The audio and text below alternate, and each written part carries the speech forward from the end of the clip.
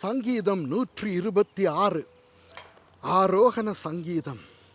சீயோனின் சிறையிருப்பை கர்த்தர் திருப்பும் போது சொப்பனம் காண்கிறவர்கள் போல் இருந்தோம். அப்பொழுது நம்முடைய வாய் நகைப்பினாலும் நம்முடைய நாவு ஆனந்த சத்தத்தினாலும் நிறைந்திருந்தது. அப்பொழுது கர்த்தர் இவர்களுக்கு பெரிய காரியங்களை செய்தார் என்று புறஜாதிகளுக்குள்ளே சொல்லிக் கொண்டார்கள்.